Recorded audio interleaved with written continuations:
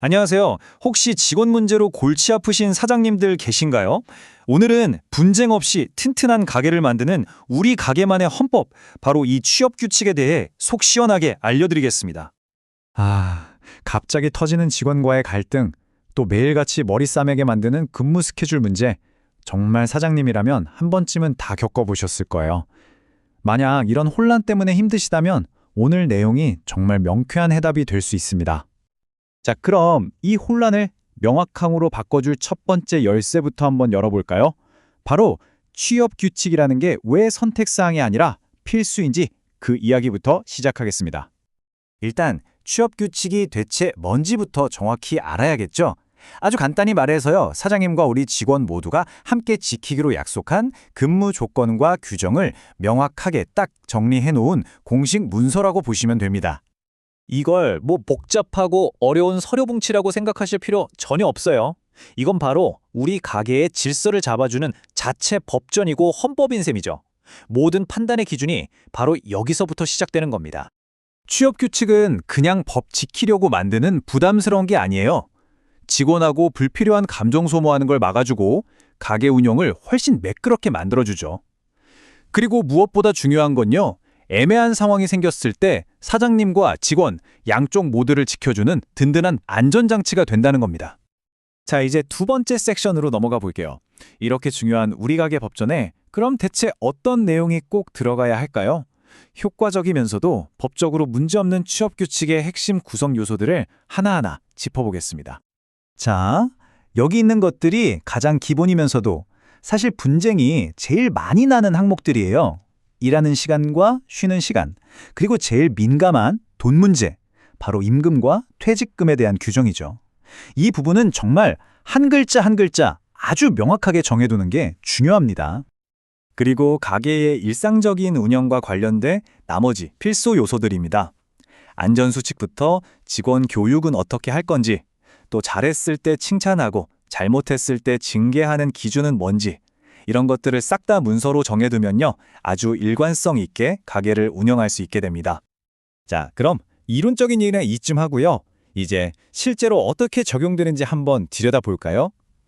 표준 취업 규칙에 나와 있는 몇 가지 핵심 조항들을 보면서 구체적인 예를 들어보겠습니다.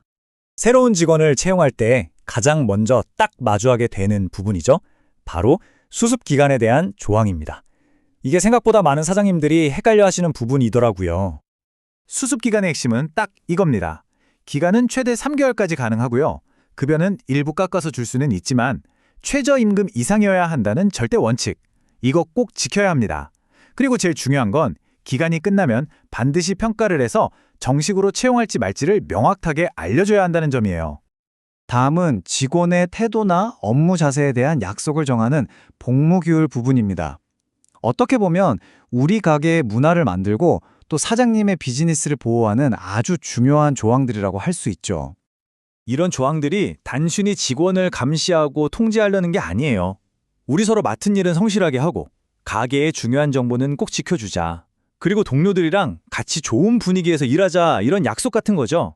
이런 규칙이 명확할수록 훨씬 프로페셔널한 조직 문화가 만들어집니다. 자, 이번엔 아주 구체적인 정책 예시를 하나 볼까요?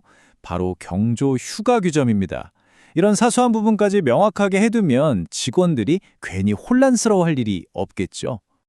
보세요. 이렇게 사유별로 휴가 일수를 표로 딱 정리해두면 얼마나 깔끔해요? 직원이 갑자기 힘든 일을 겪었을 때 곤란하게 저 휴가 며칠 쓸 수 있나요? 이렇게 물어볼 필요 없이 규칙 찾아보고 마음 편히 신청할 수 있잖아요. 바로 이런 게 공정하고 투명한 운영의 시작입니다. 자, 이제 거의 다 왔습니다. 마지막 섹션인데요. 지금까지 취업 규칙에 어떤 내용을 담아야 하는지 알아봤다면 이제는 모든 사장님들이 정말 이건 꼭 반드시 지켜야만 하는 법적인 의무사항들을 최종적으로 점검해 보겠습니다. 사장님들, 다른 건 몰라도 이 숫자 하나는 꼭 기억하셔야 합니다. 바로 5입니다. 우리 가게 상시 근로자 수가 5명 이상이다? 그러면 지금부터 제가 설명드리는 내용들은 선택이 아니라 무조건 지켜야 하는 의무가 됩니다. 핵심은 딱 3가지입니다. 첫째, 무조건 만들어서 신고해야 한다. 둘째, 법에서 정한 기준보다 직원에게 불리한 내용을 담으면 절대 안 된다. 셋째, 이걸 만들거나 바꿀 때 직원들 의견을 듣는 절차를 또 거쳐야 한다. 이 세 가지 안 지키면 과태료가 나올 수 있으니까요. 꼭 기억하셔야 합니다. 취업 규칙도 물론 중요하지만 사실 여기 있는 것들은 사업 운영의 그냥 기본 중의 기본입니다.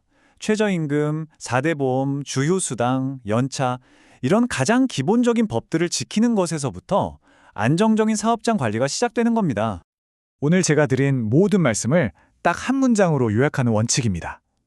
취업 규칙은 법보다 직원에게 유리하게 만들 순 있어도 불리하게 만들 순 없다.